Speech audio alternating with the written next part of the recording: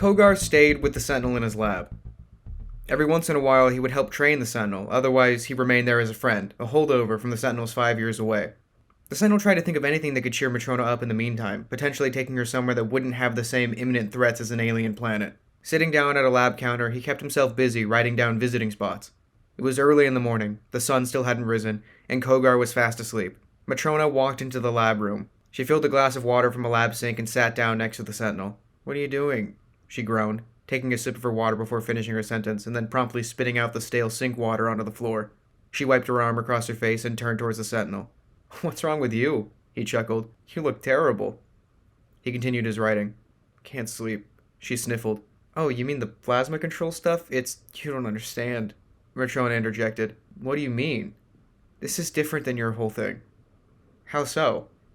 "I don't know who I am." Matrona dropped her fist onto the table. She lowered her head down into her arms. The Sentinel awkwardly wrapped his arm around her, trying to comfort her. He didn't know what to do. He'd never had to deal with something like this. He hadn't remembered what being a father was like, but he was trying his best. Matrona lifted her head, eyes red and puffy.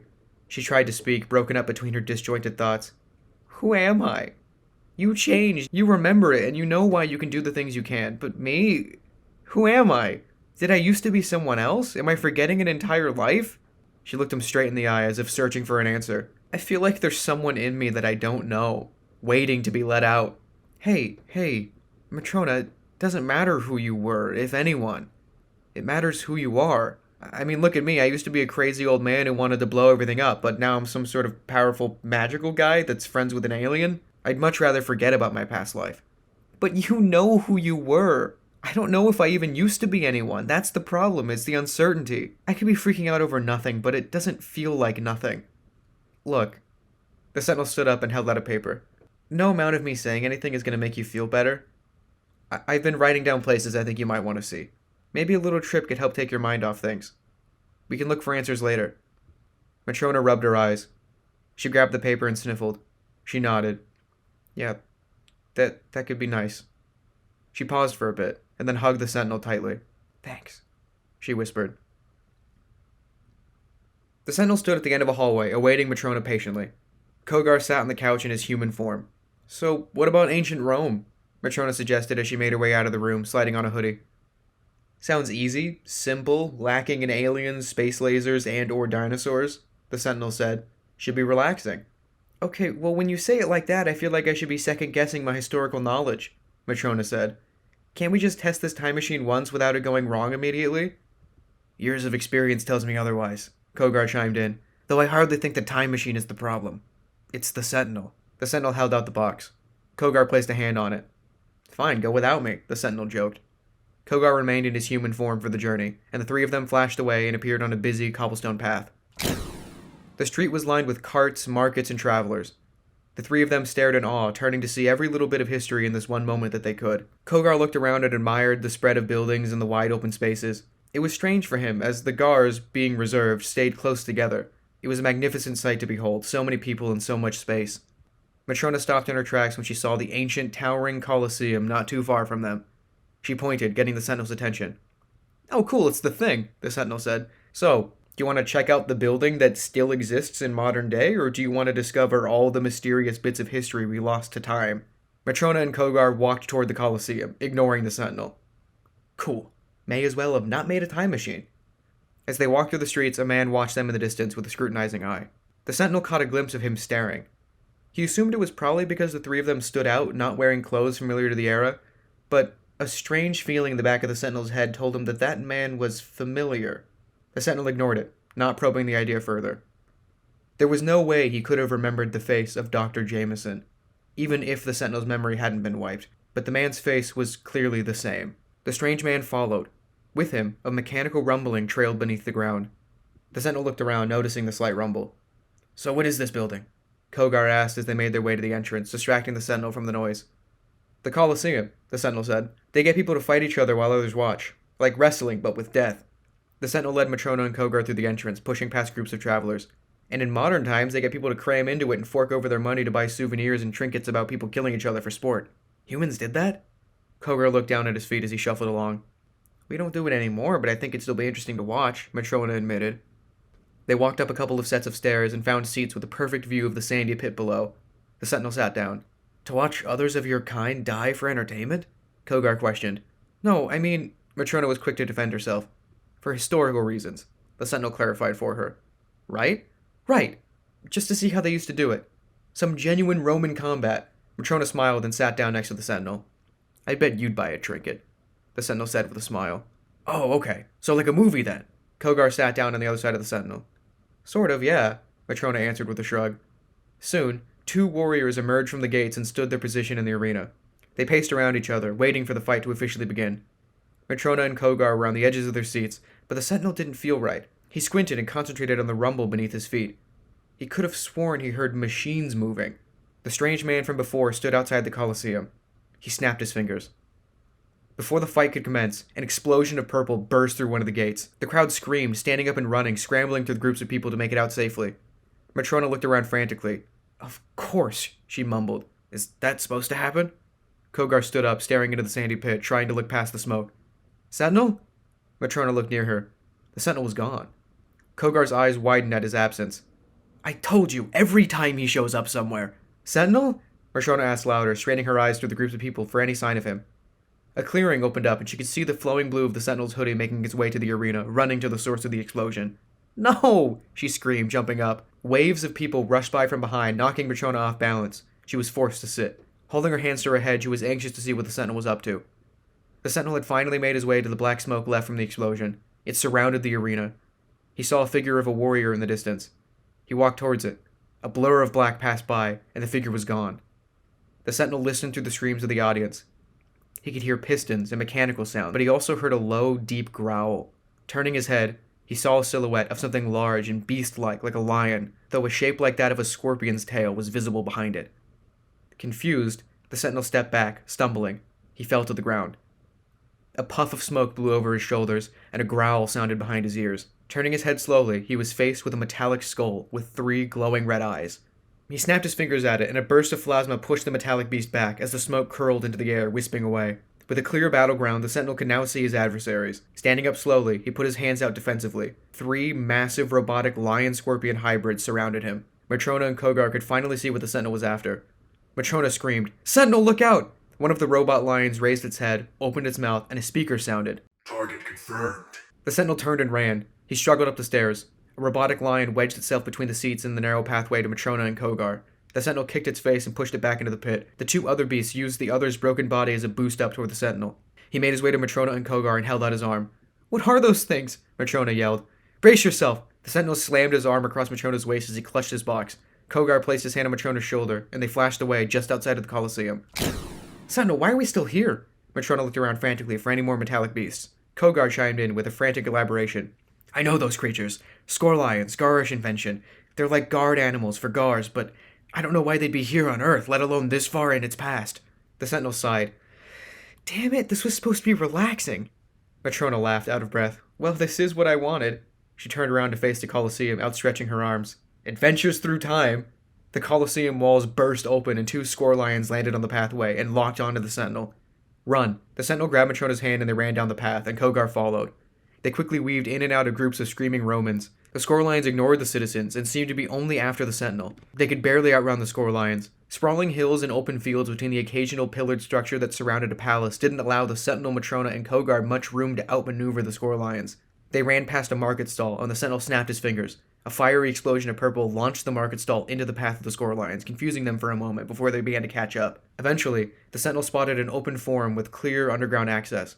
The doorway seemed narrow enough for them and not the score lions. He ran through the doorway with Kogar following close behind and gestured for Matrona to hurry up. She made her way through and a score lion wedged its head in, gnawing and chomping at them, trying to grab a hold.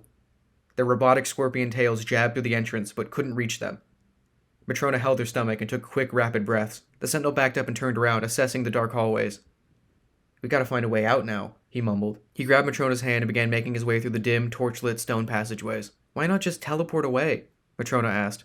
There's garish technology in ancient Rome, Kogar said. This is not a situation to abandon. The Sentinel stopped in his tracks when a small brown cat sauntered over to the 2 of them. Aww. Matrona reached her hand out for the cat. Kogar held out his arm and grabbed hers, stopping her from petting the cat. It's just a cat. The Sentinel pushed ahead. No. Look. Kogar gestured upwards. Tons of cats appeared in the hallway and approached menacingly. All at once, their tails pulled apart, revealing skeletal robotic scorpion tails, all pointed directly at Matrona, Kogar, and the Sentinel. "Oh," Matrona muttered under her breath. The Sentinel grabbed a torch from the wall in Matrona's hand and turned down the hallway next to them. Kogar hesitated, but ran as soon as the cats mobilized, sprinting towards them down the hall. They made several turns only to be met by another group of small robotic scorpion cats. The Sentinel hesitated as the robots flooded the halls towards them like waves of an angry sea. He punched his fist out behind him, breaking a wall in a fiery blast of purple. It opened a passageway that seemed otherwise hidden. The cats reacted harshly, their eyes glowed violently. "Sentinel, you've done something. Their guard senses are acting up. Something's being hidden under here," Kogar said. He stepped through the newly opened hole, and the Sentinel and Matrona followed after him. The Sentinel raised flames behind them. One of the robotic cats didn't hesitate before jumping through the flames. The Sentinel punched the cat back and shook his fist in pain. He and Matrona turned and ran down the hall after Kogar until they came to a large automatic metal door that opened for them immediately. The door closed behind them. "Sentinel, that door opened because it detected a Gar." Kogar spoke softly in the dark. He waved his hands and created a solid collection of plasmatic stone, sealing the door shut. "These halls don't look Roman-built," the Sentinel said as they slowly made their way through the halls. Kogar shapeshifted into his Gar form, and he fit as comfortably in the hallway as a person would in a hall built to accompany humans. "This is Gar architecture," Kogar deduced. The Sentinel held out his torch. In front of him, a massive structure illuminated itself. "What is that?" Matrona asked. "Not Roman, I can tell you that much." The Sentinel walked cautiously towards the dome. He placed his hand on its piercingly cold surface. He stepped back when the ground shook. The entire dome burst at the seams. Steam rose from the inside, and the dome opened up like a flower. Kogar floated back to admire the construction. The Sentinel took a step forward, and Matrona and Kogar followed close behind. They made their way through the entrance. Inside was a massive machine covered with buttons, levers, and screens. A tube pointed directly upwards, and a large illuminated board stood by its side. "This is all Gar tech." Kogar inspected the machine closely. Scribbled all across the board were notes written in Garish. He read it out loud. "Plunt unan. Opital turn. Boxpor illuciferium turn. Jardin garlu. Lake turn. Agi illuciferium." "What does that mean?" the Sentinel asked, anxiously awaiting an answer. Kogar cleared his throat. "It's an invasion plan. An assimilation plan, more accurately." "What do you mean?" "They're going to move Illuciferium to Earth and expand the Gar's territory to both planets in a brand new system." "You can't just move an entire planet," Matrona said. The ground shook. The ceiling above opened like an aperture, exposing a stone dome with a hole where the sun shone through. "This thing is built under the Pantheon," the Sentinel realized. "Hold on." The Sentinel held onto Matrona and Kogar's arms, and they flashed away and showed up in the same room. The ceiling above them, the floor of the Pantheon, was closed. "We haven't moved." Matrona looked around. The Sentinel dropped his torch and took Matrona by the hand. They ran down the secret hallway back to the underground of the Forum. Kogar flew near them and followed up to pace. They made their way to the automatic door, and Matrona stopped the Sentinel. "Wait, but the Robo-Cats!" The Sentinel ignored her and kept moving. The door slid open, and instead of a broken wall, they were met with a wooden plank. The Sentinel kicked it down, and instead of hallways under a Forum, they were greeted with the ruins of what it once was. Walkways covered in grass and destroyed by time were visible to the sunny sky above. Kogar shifted back to human form and stepped through the hole. The Sentinel jumped up over the edge, helping Matrona up with him. Kogar made his way up himself. Matrona rushed ahead, but the Sentinel stopped her in time. A massive trolley zoomed its way past them. A taxi car honked as a bicyclist passed, and the ruins of what was once the Forum stood lowered in the ground in the center of tall graffitied buildings. "The machine is still here, even in modern day. We need to tell someone about this," the Sentinel said under his breath. "But who?" Matrona asked. The Sentinel put his hand on Matrona's shoulder, and Kogar put his on the Sentinel's, and they flashed away. They appeared in the Oval Office. Guards stood at the door. The Sentinel turned around quickly and awkwardly. He faced the President of the United States. "Mr. President?" he stuttered, losing his balance and saving his fall by leaning his elbow on the President's desk. "Sentinel!" Matrona yelled. "Still as stupid as ever," Kogar mumbled.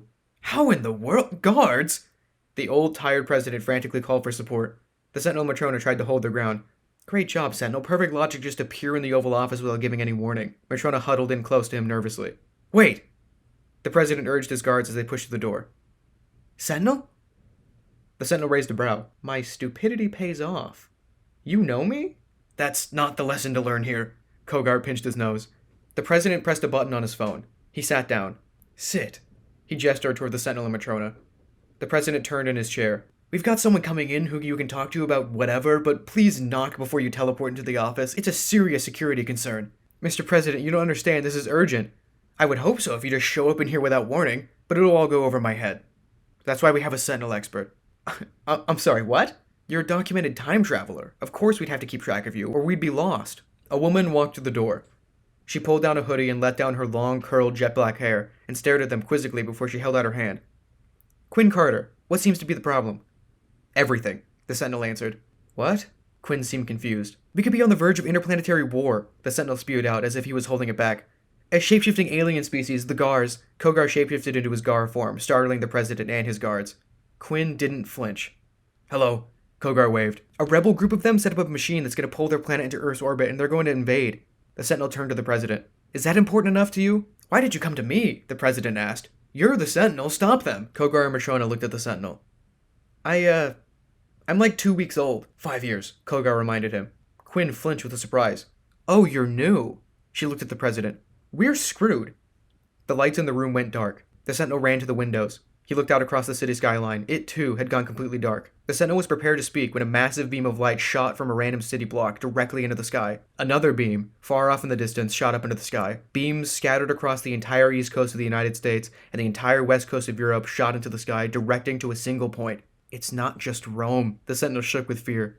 He didn't know what to do. Why is it activating now? Matrona asked. Can't we catch a break? Rogar knows you're still alive, Kogar mumbled, realizing. He knows you're a threat. Me? The Sentinel paced around. I'm just a guy. A massive projection of Rogar's face appeared prominently in the sky.